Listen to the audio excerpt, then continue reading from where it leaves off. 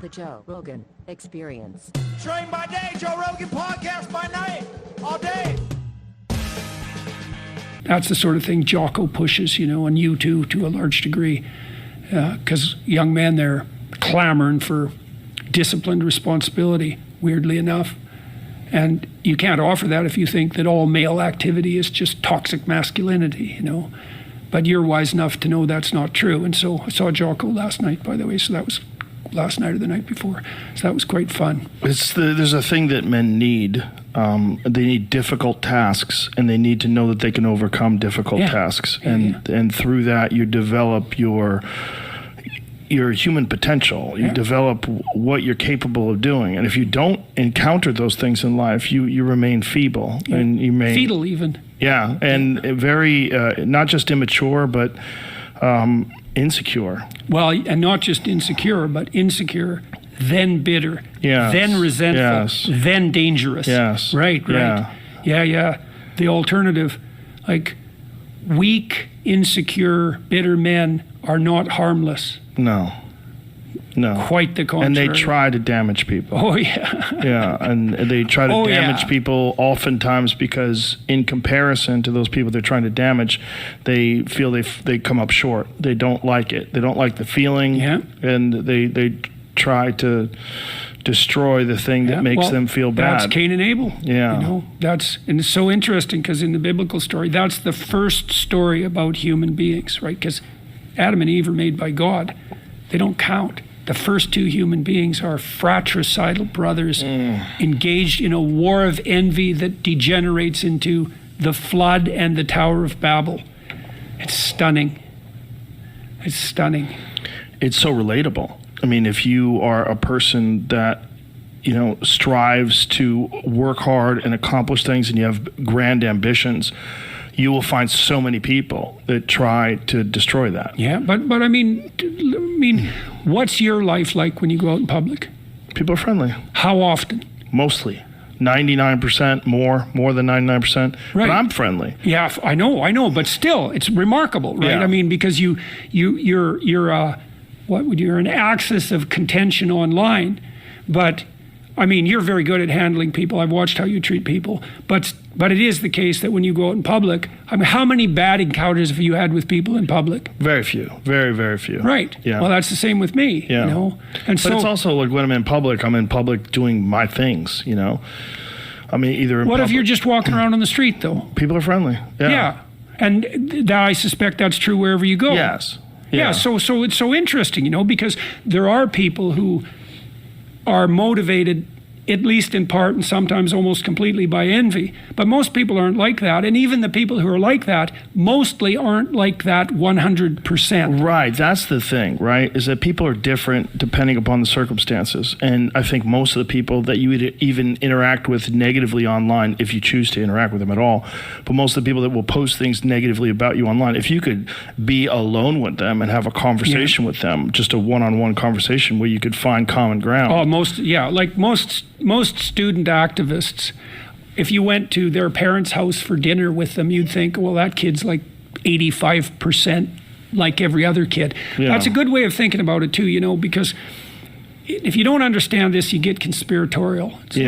So imagine there's a system of ideas. We were talking about the system of ideas that might motivate some of the WEF, top-down shenanigans. And we talked about the religious substrate and the idea that the planet has too many people on it. It's not like there's anybody there who's fully possessed by those ideas. It's the ideas have a relationship that's part and parcel of the set of ideas. And each person is a partial carrier of those ideas. But if you get 200 people in a room who are partial carriers of that set of ideas, you've got the whole set of ideas there, and that's an animating spirit. Then it acts like a conspiracy. And that isn't to say that there aren't sometimes also actual conspiracies, but it's very useful to separate out the conspiratorial nature of a set of dynamic ideas from the people who are partial carriers of the ideas. So Carl Jung said at one point, people don't have ideas. Ideas have people. And there's a religious idea that's reflective of that the cosmos is a battle between principalities. So that'd be like a battle between spirits. And there's a real truth in that, because the culture war we're in right now is a battle of systems of ideas. This is why what's happening on the conservative front, say in Florida, has some danger. It's like, well, we want to ban CRT. It's like, well, that's a war that has to be waged in the realm of the abstract. It has to be waged in, metaphorically in heaven. It's not, as soon as you concretize it, you fall prey to the same pathology. You'll end up enabling censors. It has to be debated. Yeah, it has to be discussed. It has to be thrashed out in the realm of ideas. Absolutely. Yeah. You can't defeat bad ideas. I don't think you can defeat bad ideas with law. You have to defeat bad ideas. I think you have to defeat bad ideas with a better vision, actually. I don't even think you can defeat bad ideas in some sense. Right. Because there's always the danger that while fighting them, you turn into a monster. What's that Nietzschean statement? If you gaze don't forget that when you gaze into an abyss, that the abyss also gazes into you, and that someone who spends all their time fighting monsters can easily turn into a monster themselves. Well, isn't it also that there's different people at different stages of their lives that will adopt these ideas because they seem the most attractive at the time? Yeah. And it doesn't necessarily mean that person will hang on to that their whole life. And oftentimes people shed terrible ideas that they have adopted early in their life because they've recognized the flaws. And the only way to recognize everyone's the flaws, like that, who doesn't get ossified, Right. And the only way to recognize those flaws is to have those flaws exposed to you. Yeah. You have to have conversations. They have to